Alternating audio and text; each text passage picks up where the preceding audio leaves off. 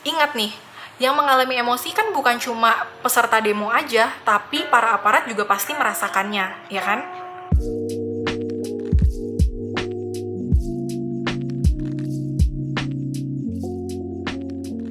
Hai, balik lagi sama gua Noven dari Dalam Perspektif.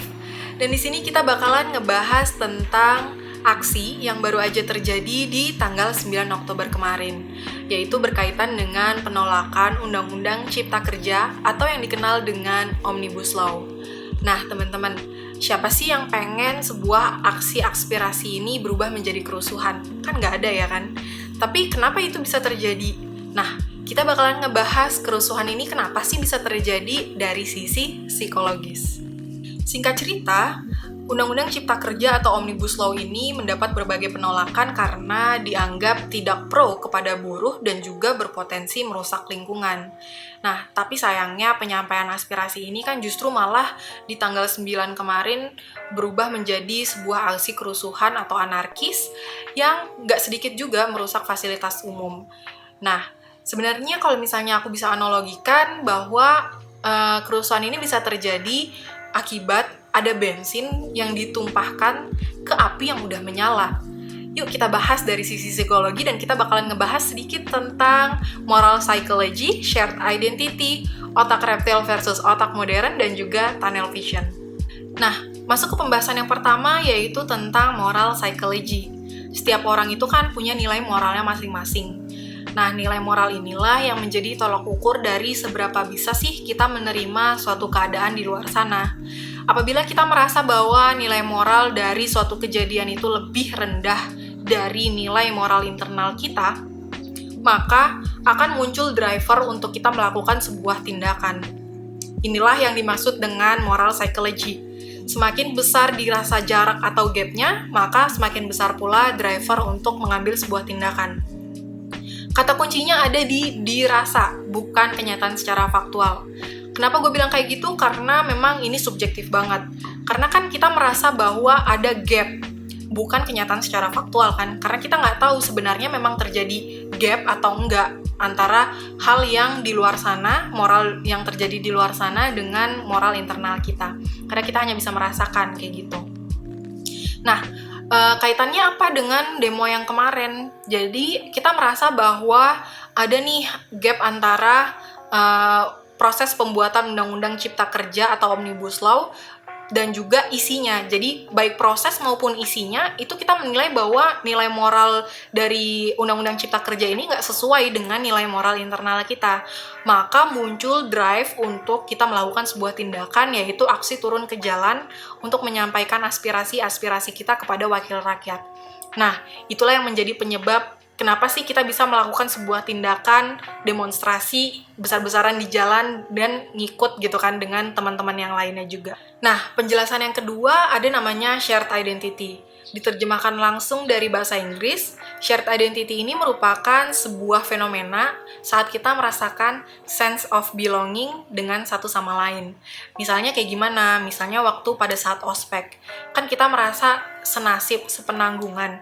Makanya ada muncul kedekatan-kedekatan tertentu dan lebih toleran dengan teman-teman satu angkatan. Ya karena kita susah-susah bareng lah, makanya muncul kedekatan-kedekatan di mana kita merasa bahwa kita ini bagian dari mereka, kayak gitu. Itu namanya shared identity. Contoh lain lagi kalau misalnya kita ada di luar negeri, kemudian ada orang yang berbahasa sama seperti kita, maka kita merasa dengan otomatis kita punya kedekatan tertentu dengan dirinya gitu kan. Nah, sama halnya juga dengan kejadian pada saat demonstrasi. Ada shared identity antar peserta yang mengikuti demonstrasi tersebut. Shared identity-nya sebagai orang-orang yang sama-sama melakukan penolakan terhadap Undang-Undang Cipta Kerja. Makanya mereka merasa satu kubu, satu komunitas, satu entitas yang sama-sama punya moral yang sama gitu loh. Jadi mereka merasakan ada shared identity di situ. Nah, pembahasan yang ketiga yaitu tentang otak reptil versus otak modern. Bingung nggak tuh? Nah, dari tadi kan kita udah bicarain soal konteks dan fakta yang terjadi di lapangan. Sekarang kita mulai masuk ke benang merah yang kemungkinan terjadi yang menjadi biang keladinya. Yaitu siapa lagi kalau bukan otak kita sendiri, ya kan? Emosi-emosi itu kan kita dapat dari mana? Dari otak kita gitu loh. Makanya tindakan-tindakan yang kita lakukan juga munculnya dari mana? Otak kita.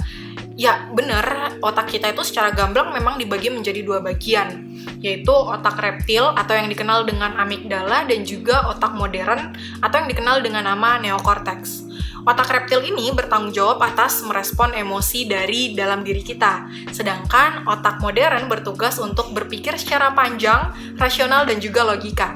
Bisa dilihat bahwa ternyata antara dua otak ini tuh saling bertolak belakang gitu kan. Otak reptil mengarah ke hal-hal yang lebih emosional, sedangkan otak modern mengarah ke pemikiran cerdas ala-ala manusia. Secara biologis dan juga evolusi, kita memang terlebih dahulu memiliki otak reptil, baru setelah beberapa waktu berlalu muncul otak neokortex.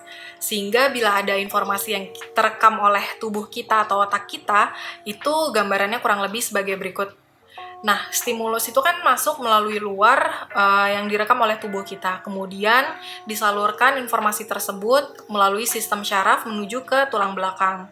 Nah, dari tulang belakang ini kemudian disalurkan ke otak reptil.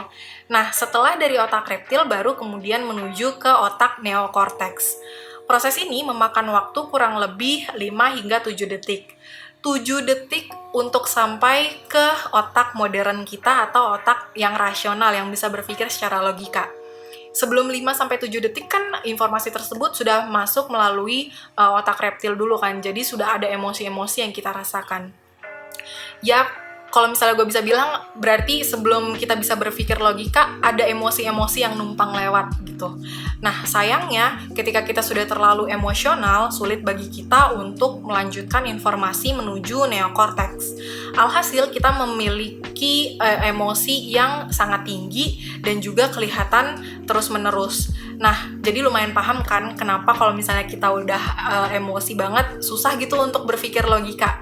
Nah, itu salah satu alasannya. Nah, selanjutnya penjelasan yang keempat yaitu tentang tunnel vision. Jadi, tunnel vision ini secara psikologis menjelaskan sebuah fenomena bahwa kita tuh kadang bisa gitu terlalu fokus dengan satu emosi tertentu. Akibatnya gimana? Ya, kita nggak bisa fokus ke hal-hal yang lainnya dong.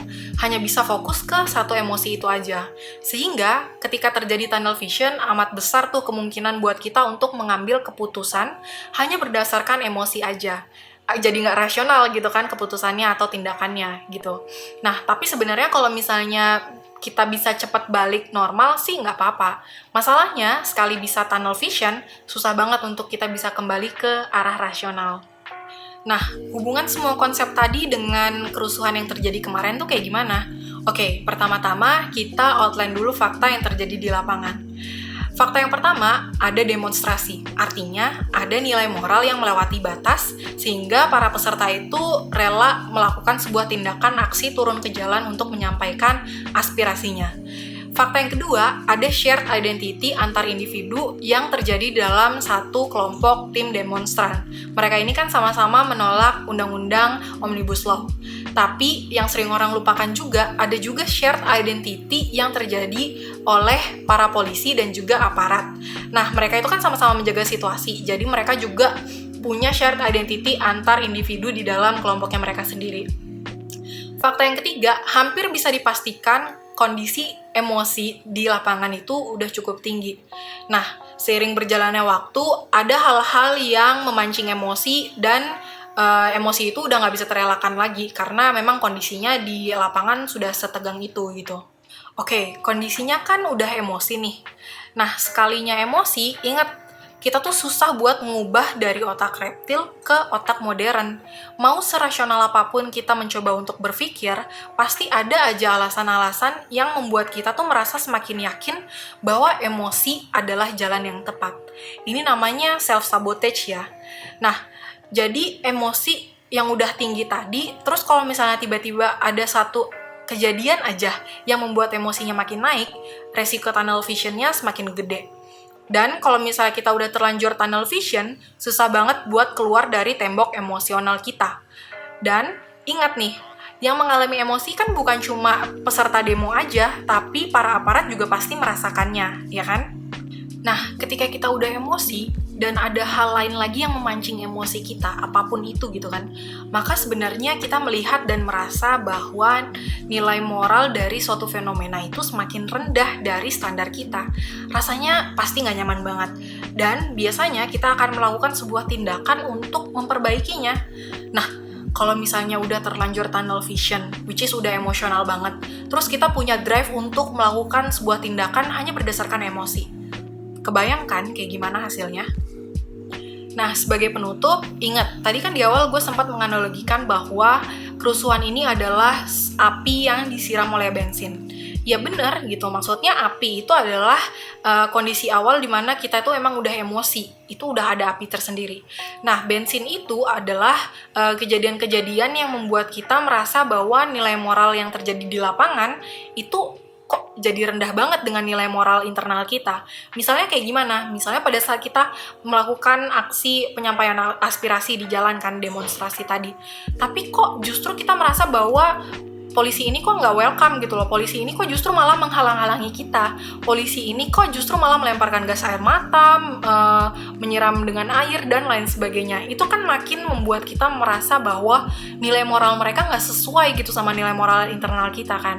Nah, lama-lama kita jadi makin emosi dan tunnel vision. Terus akhirnya kita punya drive untuk melakukan sebuah tindakan dan jadi nggak rasional karena tindakan kita berdasarkan emosi aja. Nah, solusinya emang nggak mudah, harus tahan. Emosi boleh, tapi kalau misalnya ada hal yang bikin emosinya banget, tunggu bentar. Tarik nafas, kemudian tunggu sampai 5-7 detik. Lalu tanyakan kepada dirimu sendiri, apakah ini worth it untuk dilakukan apa enggak. Terakhir dan solusi yang paling penting adalah kenali trigger yang membuat kamu bisa ke tunnel vision. Kalau bisa, hindari sebisa mungkin. Karena kamu tuh lebih kok dari itu. Jangan mau disetir oleh emosi kamu sendiri. Kamu harus bisa berpikir logika dan kamu harus bisa rasional gitu loh untuk melakukan suatu tindakan dan juga mengambil keputusan. Kamu tuh harus berpikir rasional. Jangan mau disetir oleh emosi aja. Nah, itu tadi adalah penjelasan dari sisi psikologis tentang kerusuhan yang terjadi pada 9 Oktober lalu. Nah, perspektif dari kamu sendiri kayak gimana tuh? Kenapa sih bisa terjadi kerusuhan? Jangan lupa share perspektif kamu di kolom komentar. Thank you udah nonton video ini dan sampai jumpa di video selanjutnya.